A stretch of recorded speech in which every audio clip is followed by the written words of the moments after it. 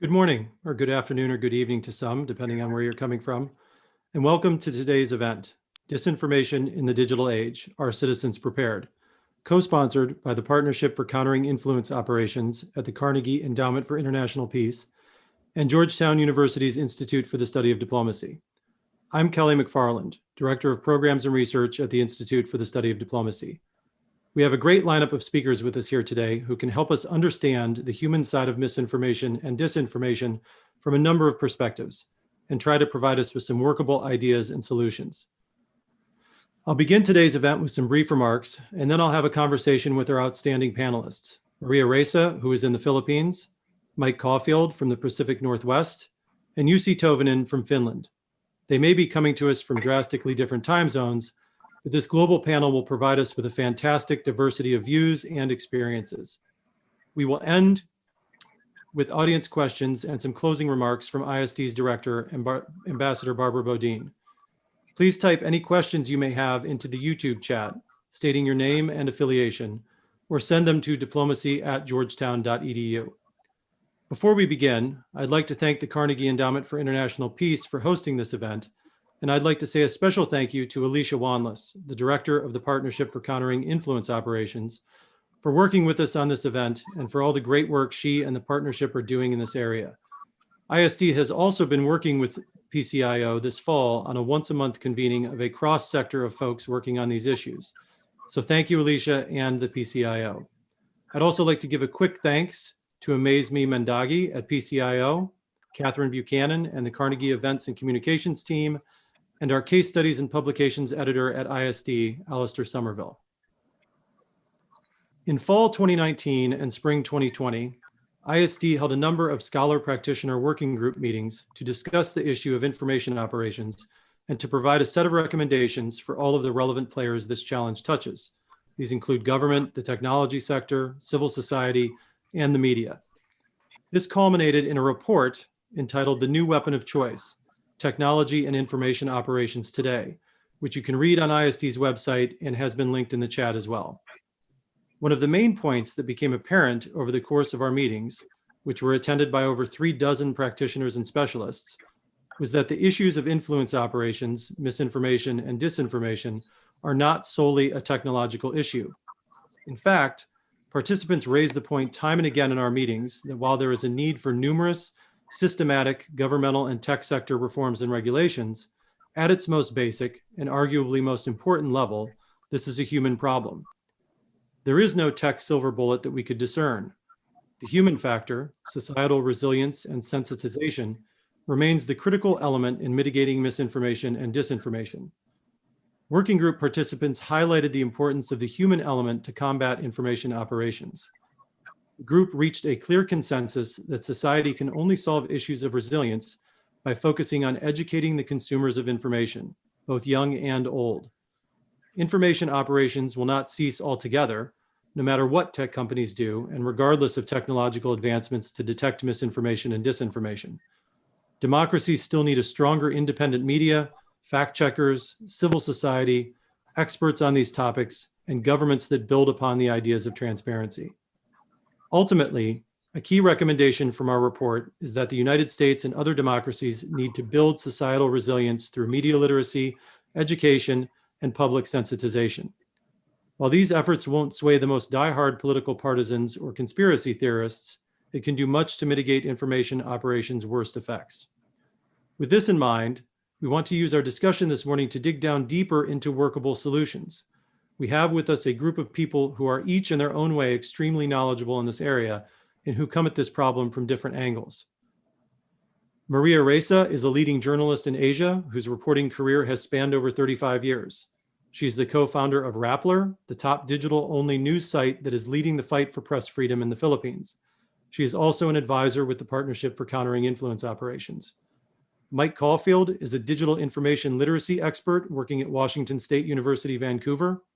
He is a winner of the Rita Allen Misinformation Solutions Prize and the author of the award-winning textbook, Web Literacy for Student Fact Checkers.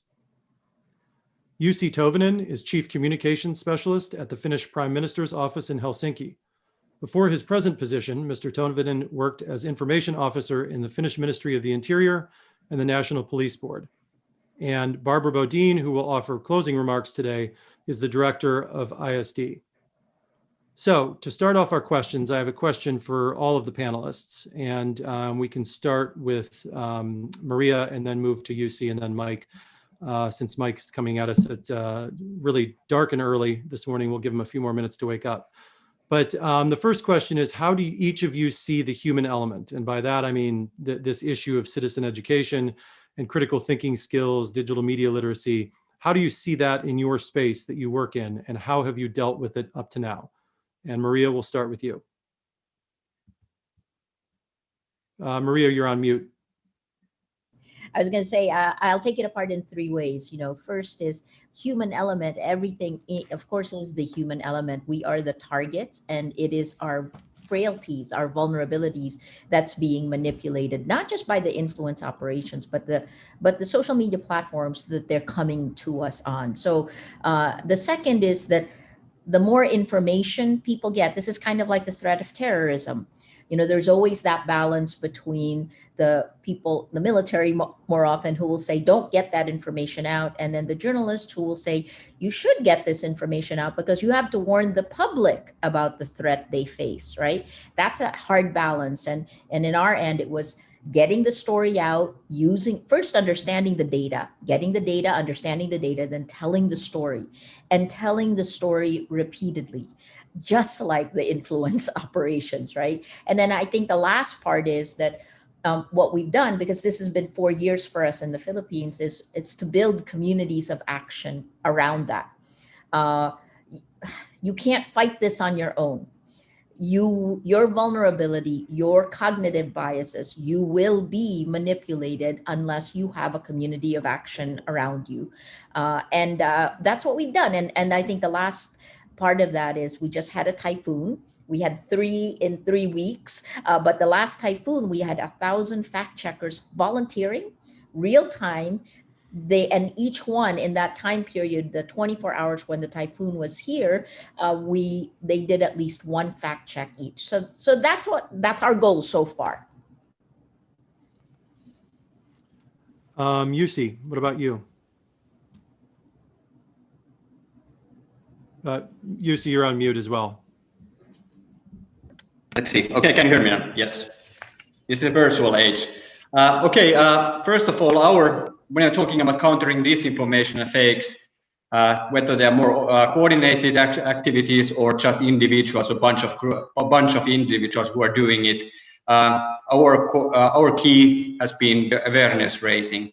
So I remember when I started working with these issues in 2014, already what we saw was the illegal annexation of Crimea, and we saw a sharp increase on information influence attacks targeted at Finland. We saw online trolling, and also journalists were harassed in online sphere. So we understood that the most important thing for us government communicators is to raise awareness, to make people be aware what is happening around, what the information environment is today. And for us, it's been very easy task because media literacy and critical thinking, they have been part of our school curricula since the 1970s. So we have a long tradition and history at schools to teach pupils about what this is all about.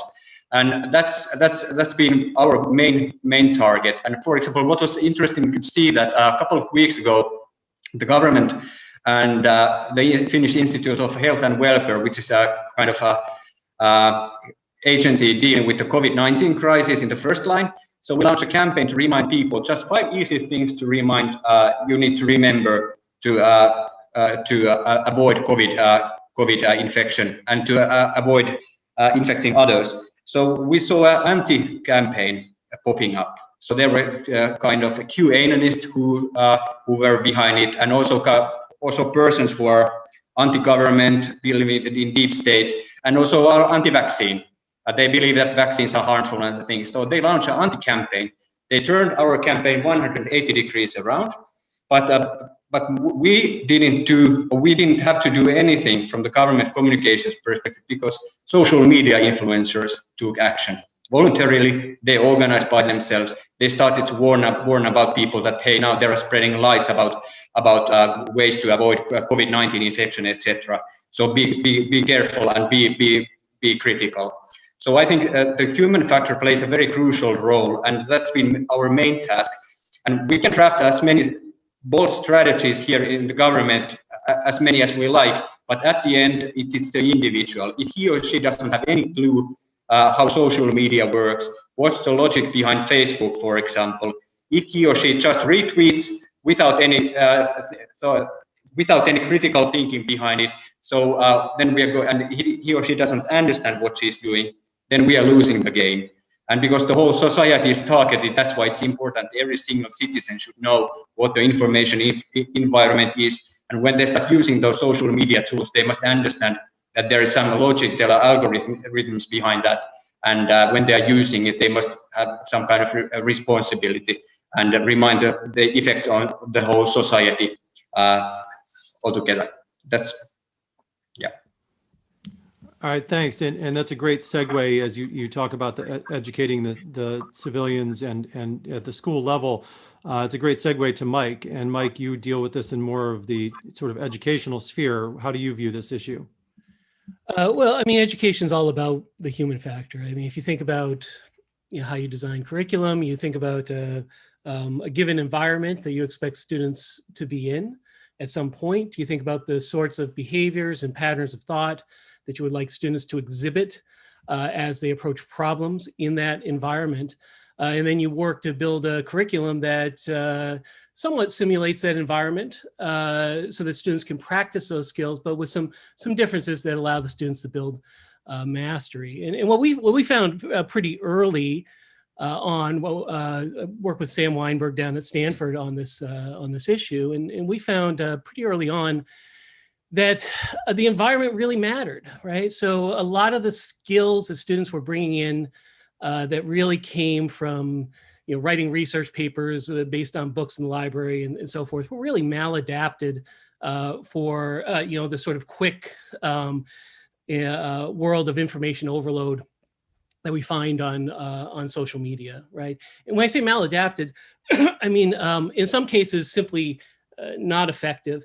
In other cases, some of the stuff that students had learned in that very print-oriented culture was actively working against their success on social media, right? When they dealt with things on social media. And so when you think about the human element, I think that's the key, is that the human element isn't just the human element, right? It's not just about the human, right? It's about the environment, right? And it's the way that those two things intersect. And I think in education for a while, we kind of had this, we had maybe a little bit of a mythology of just sort of generic skills that would meet any environment ever without ever kind of thinking about the changes in that environment and working backwards from the specific challenges.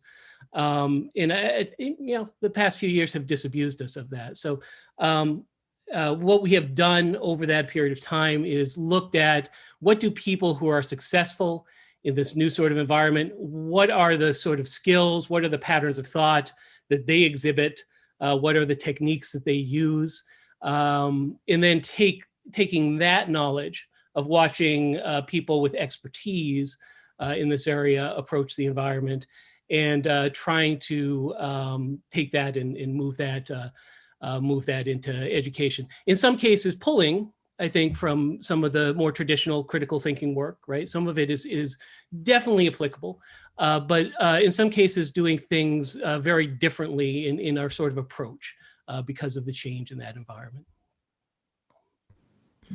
So one thing that we talked about in our working groups quite a bit was, usually we use the example of Finland quite a bit, and what you guys have been doing to educate your citizenry there. But each case is unique, right? There's, what's going on in the United States as far as outside actors, as far as internal actors, as far as the reasons behind that, and our responses, whether or not that's the government response, societal response, whatever, is unique, and it's different than what's going on in Finland and the cultural educational background in Finland, and it's different from what's going on in the Philippines. So Jussi, I'll start with you and then go to you, Maria. But can you talk a little bit about what is unique in the case of Finland, and what is unique in the case of the Philippines? And what is unique to Finland?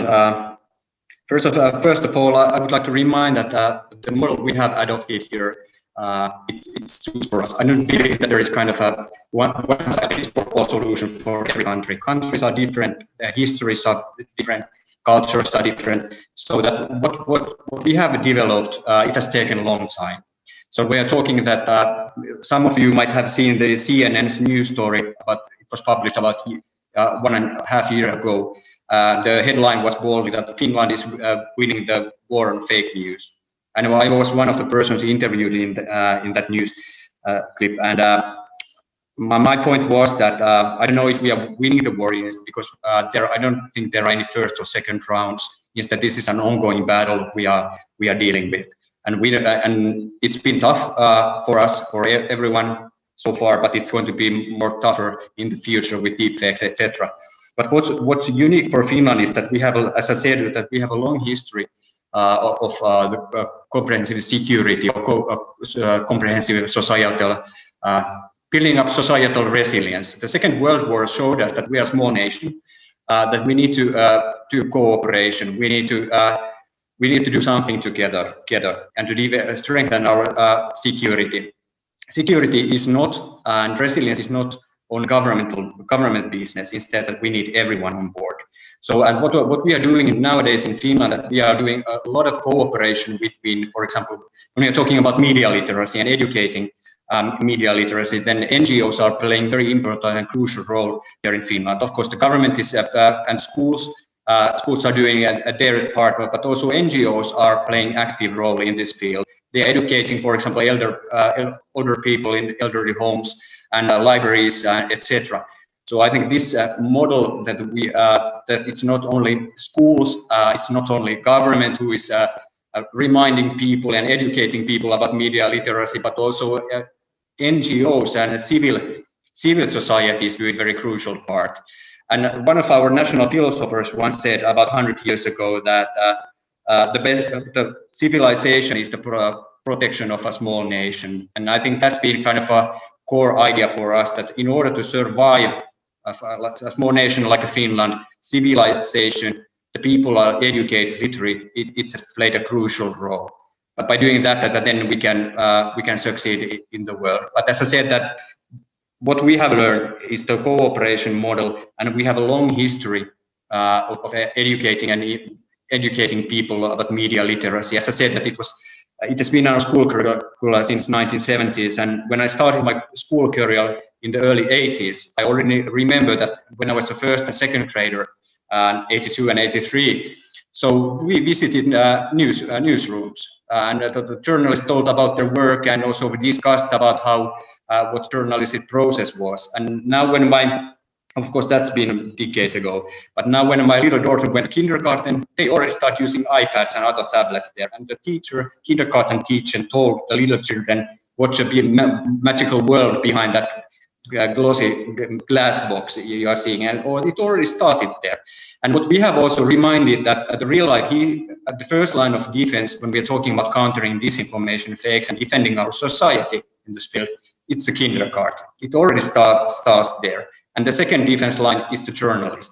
And that's, I think, they've been the core of our success, if you can say so, of our society to counter disinformation, why we have been so resilient, so that people are aware, people are critical, and the Finnish media is, the journalists are doing an excellent job. And luckily, we haven't seen that phenomenon in Finland, that leading politicians have started labeling journalists as fake media or fake news. And our message has always been that don't start doing it, because you are ruining the basic foundations of our society, which is the trust. And in a democratic society, media plays an important and crucial role.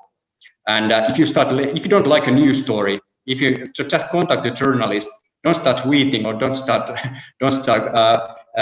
causing any hustle on social media. Instead, talk directly to the journalist. But if you start labeling them without any reason that there's fake media or fake news, then you are exactly playing the adversary's game. What they want to erode the trust and strive us against each other. So don't start doing it. Luckily, we haven't seen that. Just a few cases, but they've been more deep. They have backfired more or less. Those, yeah, that's kind of my. All right, thanks. And with that, we can turn to our journalist on the panel. And Maria, what are you seeing? What's the atmosphere for journalists like in the Philippines, and what's unique about what you're experiencing there? Well, it's the opposite of what UC just described, where the government is working very hard on education, on trust, right? In the Philippines, what we've seen on Facebook in particular is our state-sponsored influence operations attacking journalists, human rights activists. This is what our data has shown us. For the fifth year in a row, Filipinos spend the most time on social media. 100% of Filipinos on the internet are on Facebook. So Facebook is our internet.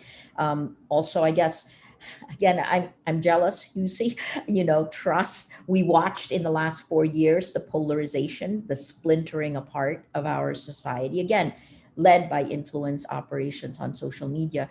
The Cambridge Analytica whistleblower, Chris Wiley, called us the Petri dish and said that the Philippines, before Cambridge Analytica, its parent company, SCL, tested tactics of manipulation here. And when it worked, it's not just here, by the way, Nigeria, countries in the global south, but he singled out the Philippines, and if it worked, they ported it over to the West, ported.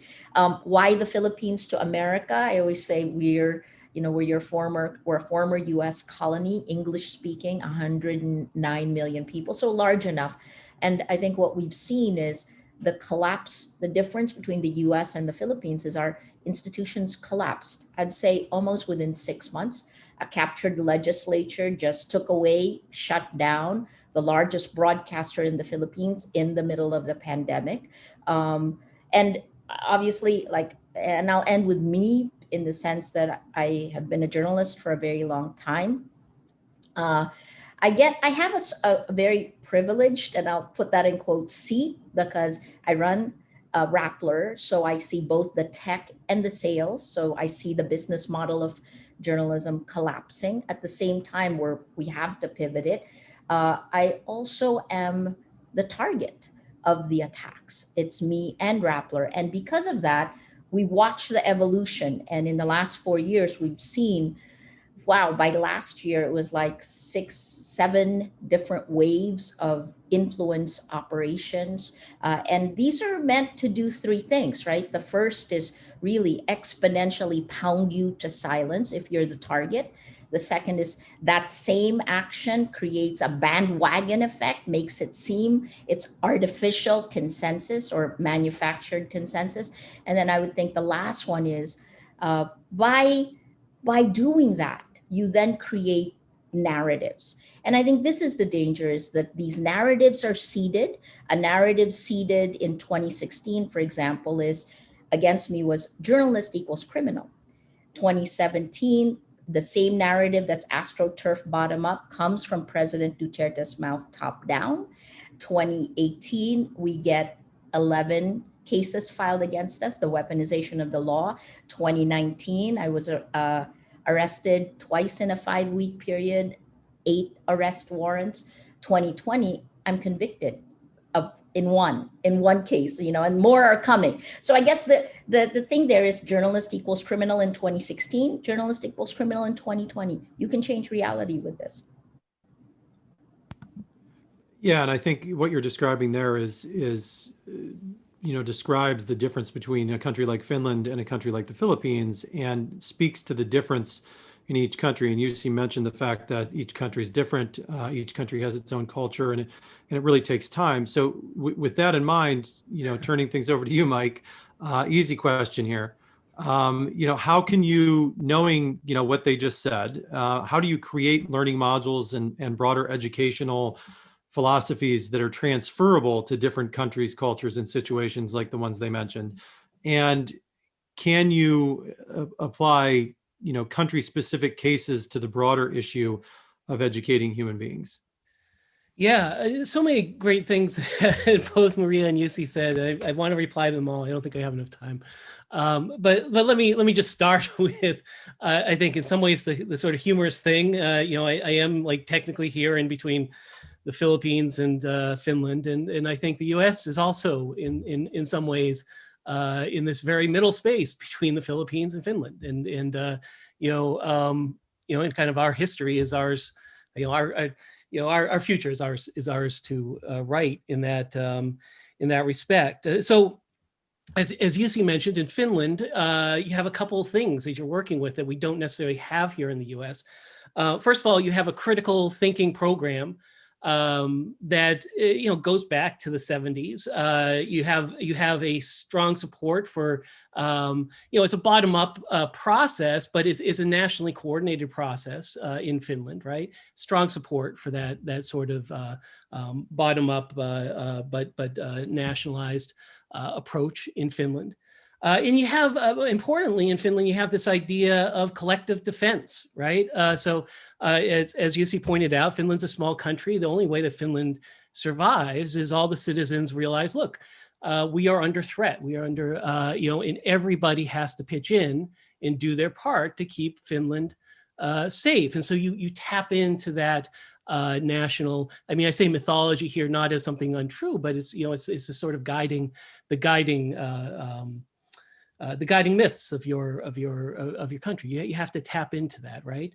The Philippines, it's a different situation. There's just less to work with institutionally because you have this sort of institutional collapse at the government level, and so you have people like Maria who are just doing this heroic work to try to build all of that from the bottom up.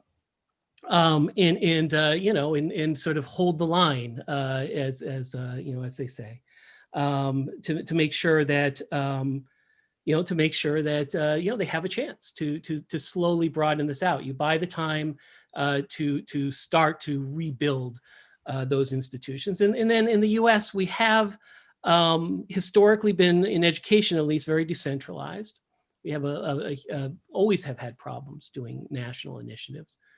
And that's structurally, that's the nature of our Constitution. Even provides us some issues with achieving that. And you don't necessarily have these mythologies around collective defense that we can tap into the way that Finland does. I love what Jussi says about his. Everybody says, how do you export this, right? And export sort of implies that there's a product, right? That they're going to build something in Finland like they would build a car, and then they'll put them on a barge and they'll ship them over to the U.S. and then we'll buy the cars and we'll buy the media literacy cars and solve our problem. But you're not trying to export a product, right? You're trying to light a fire, right? You're trying to get something started. You're trying to ignite a sort of movement. And that's the nature of that is it's going to be different from place to place. So all of that, right? All of that, massive sorts of challenges, localized issues. Two things. First, I'll say, what do I think we have to work with in the U.S. that's on the level of Finland's sort of collective defense, the way that they plug into that? The way that we've tended to approach this in education is not actually through a defense. It's not really through the lens of defense. As a matter of fact, because the idea of foreign attack has been so politicized in the U.S., it's not a particularly good entry point to talking about these things, right? If you start to say, well, we're going to teach everybody to do this because we might be under foreign. First of all, so much of it now is domestic based in the U.S. We're just such an immense producer of misinformation. Secondly, the minute you say that, someone's going to say, "Oh, well, you mean the Russia hoax, etc." So you've lost on day one there. So what we try to do is we use some of the things that have worked historically in education before in this country. If you think about how to approach and get people to care about misinformation, it's really these sort of concentric rings that you think about in the U.S., right? The personal dimension, right? Personal decisions you make. How does misinformation affect adversely personal decisions you make about your life, community? You want to serve your community, right? You want to try to make sure that your community is well served. You want to try to do just whatever your community goals are. How does misinformation, how does disinformation prevent you from doing that? Professional, right? That there's just a lot of stuff that right now that where people in their professional field are encountering misinformation. And that may not be just health misinfo and political misinfo. That's also just corporate spin, right? That's also white papers on, that could be, you're going into technology. There's white papers on technology that look like they are, these relatively objective things that are put out to just inform people about, hey, this is how your distributed database work, and it turns out, well, no, actually this is sponsored by somebody, right? So stuff like that. And then civic does matter too. And one of the things that I try to highlight when we're talking to students is even when you're trying to serve your political cause, misinformation accomplishes, in many cases, short-term goals while being corrosive to your long-term goals. I'll give you just a simple example from this current election that we've just gone through in the US. There's just tons of misinformation that purports that the election was actually not won by Biden, that it was actually won in a landslide by Donald Trump.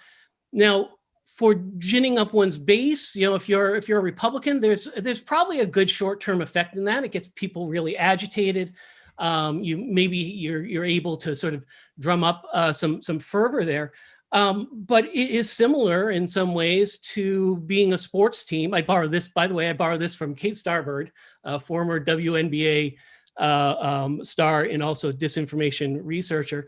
As Kate puts it, playing this disinformation game with the election is like a team that blames every loss on the referees, right? When you lose an election, you have to know why you lost the election to win the next election.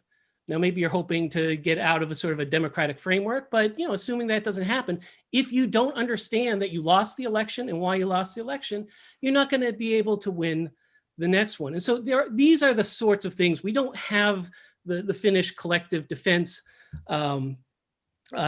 sort of thing to tap into here, but we do have these other things. You want to make good medical decisions for your family. There's a ton of medical information out there that will kill your grandmother, right? So how do we help you sort through that? You want to make good decisions for your community. And even where you're an activist, you want to be an effective activist who is seeking to make change, long-term sustainable change without sort of engaging in the corrosive area of misinformation and disinformation. So I think that piece, I think we can work. I think we have things to work with. They're a little bit different. They're probably, to be quite honest, they're probably a little bit more towards what Maria is working with at this point than what Finland is working with. Although we are obviously in a better situation at the moment. Sorry, no offense, Maria, but the challenges in the Philippines. We have more to work with here, even if we have less to work with maybe than Finland. The final thing I would say, as far as the skills, I would say people maybe underestimate how universal some of these skills end up being. I mean, Maria was kind of famous. I met Maria first. The thing that Maria said that it was saying at that time that just stuck with everybody, and this was really early on. This was end of 2016, the beginning of 2017. She said, we're a year ahead of you in the Philippines, right? And a lot of people poo-pooed that. They're like, well, the Philippines, such a different culture, and how can we learn anything from the Philippines? I think there are ways in which we have to be really aware of the local differences when we're trying to create these programs. But there are ways in which it's dangerous to think that there are not that we're not comparable, right? That, oh, well, the Philippines is so different from the US. None of that stuff applies. And I just got as far as the actual skills and I just got, the book I wrote has been, translated into half a dozen languages. I just got a email from someone that wants to use it in Timor-Leste. Is that right? I'm used to calling it East Timor. Is that right? Yes. So I just got an email this morning. Someone's going to take that, and they're going to have to change the examples a bit. But the basic skills, the SIFT methodology we use: stop, investigate the source, find better coverage, and trace claims, quotes, and media to the original context. There's a way in which the internet, we talk about education in the environment, right? So part of the environment is the cultural environment that shifts, right? But I mean, you're on Facebook, you know? I mean, you have the Facebook interface, right? You're on Google, you know? You're on a knockoff of Google somewhere. You're on a knockoff, you know? So there's a way in which these skills and these techniques actually are surprisingly portable with some differences. I'll just, I could talk endlessly on this, so I'll just give you two examples of differences. Some countries lean more into mobile than they do into laptop use, even in the classroom. Easier to teach these skills first on a laptop, then port them to mobile, right? So that's nice if you can work with the laptop first and then go to mobile second. Some countries you can't do that, right? Just the what you have to work with in the classroom is mobile only. So that's something to work around.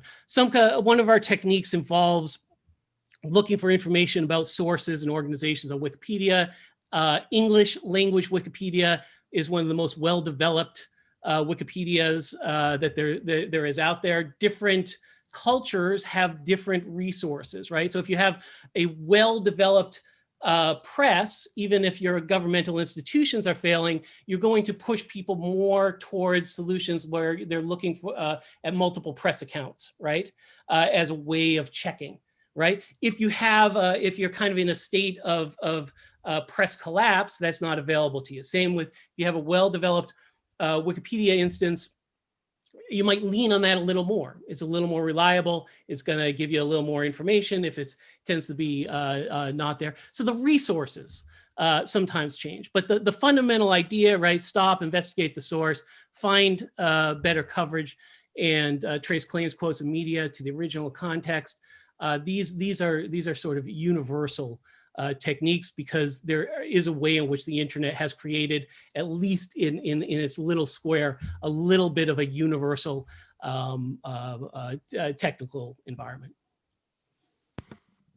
Thanks, Mike. And just to remind folks, if you have questions, please go ahead and put them into the YouTube chat.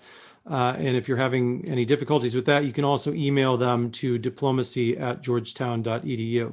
And Mike, you made a good comment about this idea of just sort of like creating something in Finland and exporting it out. And a lot of the reports you read in our working groups as well, you know, the Finnish example was brought up time and time again. And even though that may be the case, that there's, you know, it's a unique situation, but there are some things that are transferable. And one of the things we talked about in our report and in our working group meetings was this idea of democracies sharing best practices and a need to be more disciplined and deliberate at coordination with one another. So with this in mind, and this question's for UC, I'll start with you, and then Maria, you can build upon that. But what are you guys doing to transfer some of this, the things you're doing, either from a governmental and educational level in Finland, and Maria, in the journalistic space? What types of international coordination are ongoing? UC, we'll start with you. Yes, thank you. I fully agree that we need to do cooperation, and I think that's crucial if we want to win this battle, as the CNN boldly stated.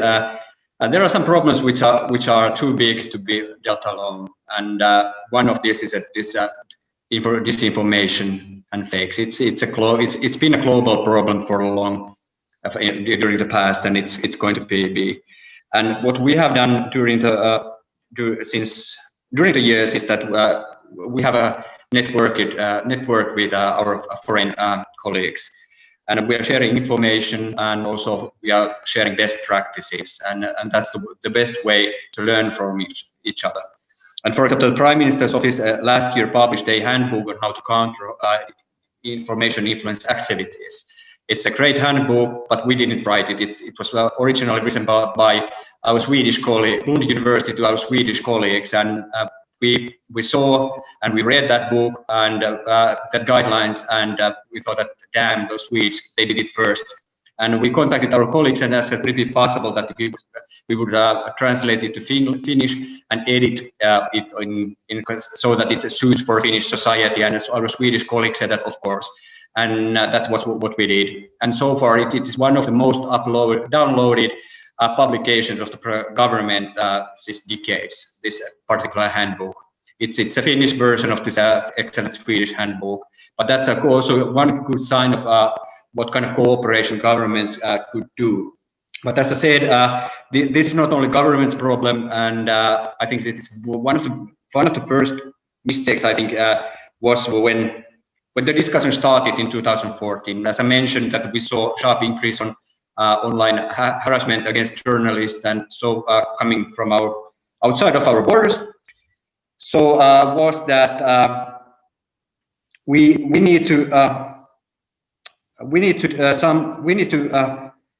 do cooperation, and first thing we thought was that where could we find experts to train us, and we looked around, and in fact we found them from the US. And of course, after when the first civil servants education was given by the US expert in Harvard University and MIT in 2016, so there started spreading lies that CIA now came to Finland and started training Finnish civil servants. So our work is just to raise the awareness, and also the best way is that in order that we can raise the awareness, that we need to know what's happening around us, and that's again, cooperation is what matters. And as I said, that also government is doing our part, but then of course schools and teachers and our education system is doing the most important and the most crucial part. And also when I say that 2014, when this all started in its present form, of course it was before, I think one of the mistakes was that this kind of activity was seen only as a state level activity. We were talking only about what Russia is doing and what China is doing, but we didn't understand. And I think the big mistake was that we were only focusing on actors. We didn't talk about the impact, the different mechanisms used against our societies, and also we had last year our parliamentary elections, and of course we were prepared that we could see some kind of election interference from abroad, but the end result was that the actors were mainly domestic ones. And of course, making attribution is very difficult, and it could be very dangerous, because online world you cannot be 100% sure that who is behind every single tweet. That's when I think our core line has been that the best way, instead of naming and attributing, the better way is to tell people that what are the mechanisms, what kind of impacts different kind of hostile information influence activities are, what are their aims, and what does this do to our democracy, and what is your responsibility? And that's I think our lesson. We have told to our foreign colleagues, and also reminded that sometimes it's better just not to focus on the actors, but instead of thinking about the ways these kind of things are, for example, lies are distributed within a society. And then I will use this opportunity to say not so nice words about social media companies. We have a history dealing with those companies, and oh boy, 3 or 4 years ago, when we tried to contact them on Facebook or Twitter, nobody bothered even answer our emails. But then came 2016, the US election, presidential elections, and Cambridge Analytica scandal. And as I mentioned last year, when we had our parliamentary elections, and then suddenly those guys were everywhere. They wanted to come to our meetings, and of course their message was kind of very good public relations, blah blah blah, what they were talking about. And again, we have reminded our colleagues that every time when you discuss with those companies, so be critical, don't believe what they are delivering. They have beautiful PowerPoint presentations, but then at the end, what is their track record? How many times Facebook has apologized during the past years? And if you think that what kind of power they have in their hands, and of course we are giving this power to them. Usually when I have started before the COVID-19 time, and I used to travel around the country training our civil servants. My first question was that to the audience that how many of you has a profile on one of those social media platforms? Usually 90% of the audience raised their hands.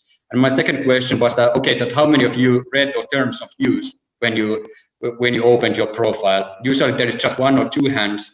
And once I saw the miracle happen that there was 1 hand, and then suddenly the 1 hand disappeared. Maybe she was a stereotypical Finn who didn't want to cause any fuss, being alone, being the only one raising their hands. But that's the problem. We are giving, by accepting their terms of use without reading them, we are giving the powers to them to deal with our information. We don't even know how they are doing it.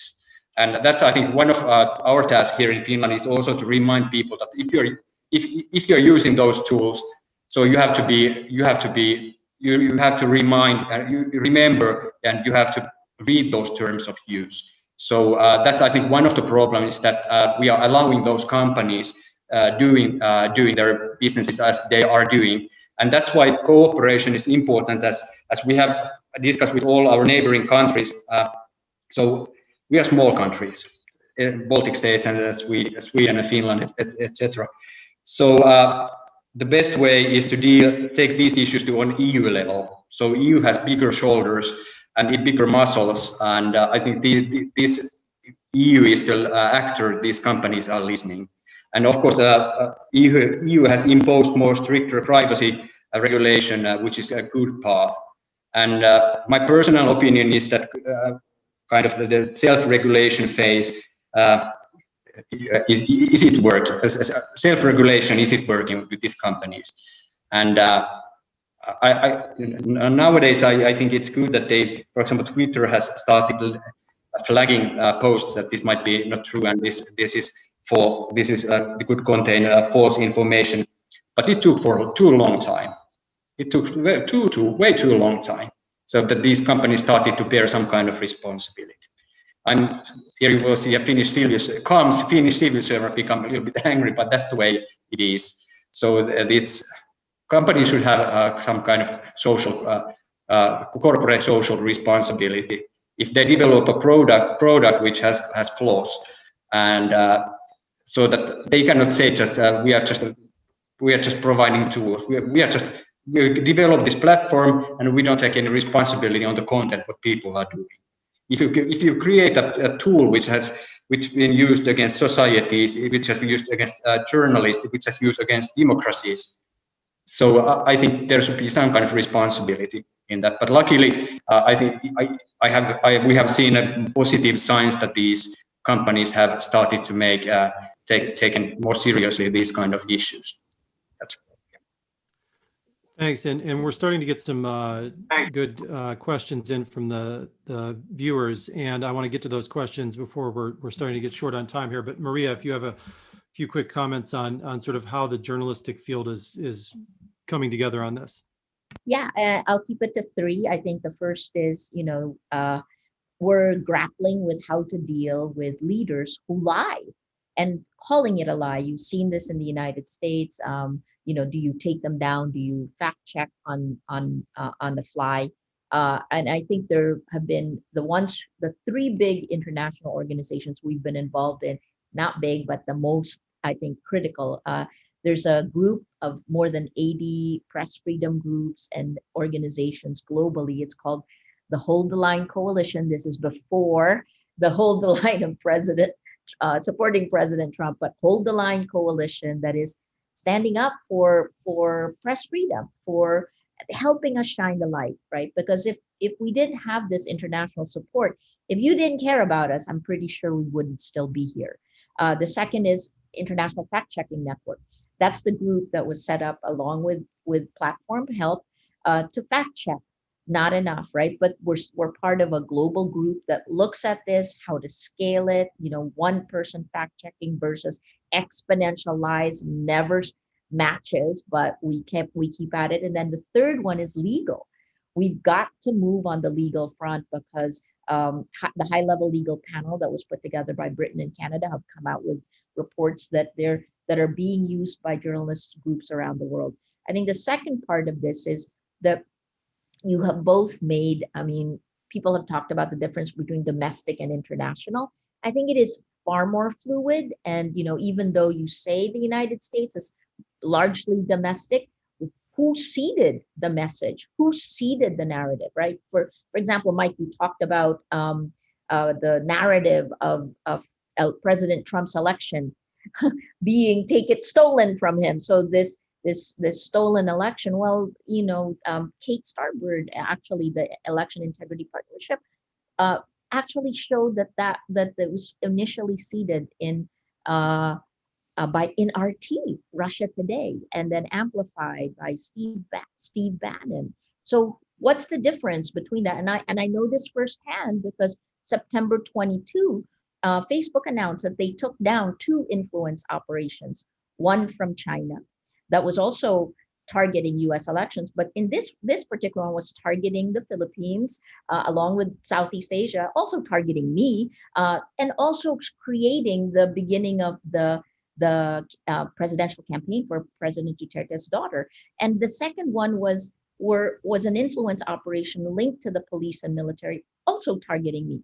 So which one is more important, the domestic or the international? I mean, frankly, they're both wrong. And then the last part of that is there has to be a global solution. It cannot be whack-a-mole. It has to be a solution similar. And I guess this is where PCIO, Alicia does, great work in bridging, because this is what we're going to have to do. All of us are going to have to, in our individual realm, have to come together and somehow be coordinated. This is just like, 75th anniversary of Hiroshima this year. After that happened, the world came together to prevent the worst of what humanity can do to itself.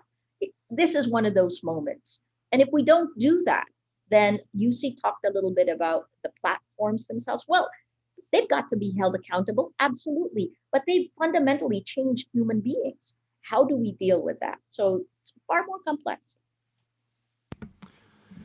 Yeah, thanks for that, Maria. And so I'm going to get to some of the audience questions now, and I'm going to ask 2 to get things kicked off here. And the first is from Saeed Shafkat. How can digital tools help in societies where literacy levels are low and beliefs are strong? And then another question to go on with that from Jason Reed is, how do you address the dangers of fact-checking and reporting unintentionally reinforcing the disinformation you are trying to counter? So whoever wants to pick up on one of those questions. I can take a stab at the first one. So there's actually a much tighter relationship between thinking about, social media interfaces and, labeling and all these things, and education than people think. And the reason why is, for instance, in education, what do? We sit down students, we put them in front of the interfaces that they're used to. We watch them try to figure out things. We see where they stumble, and then we try to develop education to help students, overcome those obstacles. In the course of doing that, of course, what you find is that students stumble over a lot of things that social media could make a lot easier, right? It should be really easy for social media, for example, when someone is quoting a story that covers a blog post that covered someone's tweet of an original story that ran somewhere else. It should be fairly easy for social media to trace back, right? And be able to say, hey, here's a story here. And if you want to read, we think that this might be the original reporting that this is referring to. Why do we make people, go and follow that? Why is that so? Why does someone have to follow this long trail of links to get back to the original story, which actually maybe doesn't look at all like the summary that you have? You have similar things. We find, for example, that a lot of the labeling students don't understand. Students, for example, think a verified person means the person's trustworthy. Well, there's a lot of verified people that aren't trustworthy, right? So when we see those obstacles in education, we see those misunderstandings in education, it would be helpful if we thought of that as a partnership in not just, we're going to train people how to use the product, but when we find these things that are just happening again and again and again, it's not really the student that's at fault here, it's the interface. And we need to build that into a bit more of a two-way street.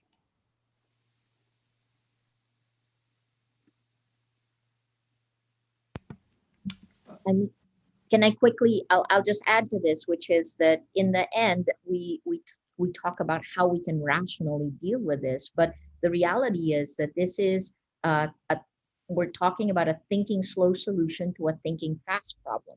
So literacy levels don't really have, I mean, yes, you can be really educated, but oftentimes the really educated hold on to their cognitive biases longer, right? There are many ways that we can deal with this. And jumping off what Mike said, I think starts with toning down, dialing down the emotional manipulation a little bit more on the social media platforms. I mean, frankly, the thinking fast, allowing hate and anger to propel content through a platform is a scorched earth policy in the long run. So there's got to be, we're starting to see this shift. How we are going to deal with that sift is one great way. But really, if you are emotional, don't share. If you're angry, don't share. So one final question that came in that I think is a really important question before we end here and go to Barbara. But so we've talked a lot about educating children and schools and the role they have, but what about the adult population that's not in an educational environment anymore? What channels do you suggest for educating those folks? Well, Finland's done a lot of adult education as well, and so UC can certainly talk about what's been done there. I do worry that a lot of times we bring up education, we say, well, let's educate college students, let's educate students, and people say, well, it's really the adults that are the problem, and then we go through and 4 years later we've done nothing, right? So the first thing is just let's start. Like, let's actually take this seriously, treat it with the moral seriousness it deserves, and start to educate. And the truth is, a lot of that stuff pays dividends with older folks as well. Even as you start to educate youth, also, you know, they talk to their parents, they help their parents out. I think that we in the U.S., one of the things we're looking at is libraries are still highly respected spaces in the U.S. And so in the U.S., one of the resources we have are public libraries and adult education that can take place in public libraries. And then I think the other place that you have to go is you have to look at communities of activists. I mean, activists are the ones that are very often infiltrated by these campaigns. And so if you look at activists, people, for example, that may really have concerns about corporate malfeasance, but they don't want to be, you know, infiltrated by, you know, the Russian anti-GMO, you know, sort of, you know, outsized propaganda. I think you've got to go to some of these groups that maybe have different missions. And say, hey, let's help you. And I think that's a place we have. One of the things I think about with COVID is you have a lot of these mommy blogger groups in the US, right? You have a lot of these parent groups and the parenting groups in the US. And there's a tsunami that is coming towards them right now of this going to be when the COVID vaccine is released, right? And how do they deal with it, right? How might they set up their own policies within those groups? How might they train their members to understand what is worthy of their attention and what is manipulation, right? Because ultimately, people don't want their groups to be infiltrated either. So those are three directions. But above all, like when we started talking in 2016, people were like, "Well, education's too late, right?"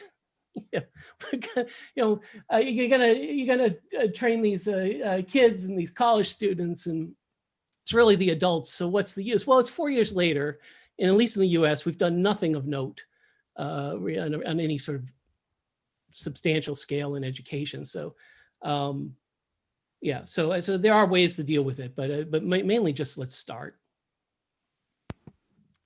All right, thanks for that. And as we wrap things up here, I'd like to once again thank the PCIO and Alicia Wanless and all of our panelists for being with us here today. And I'd like to turn it over now to the director of the Institute for the Study of Diplomacy, Ambassador Barbara Bodine. Thanks. Thank you very much.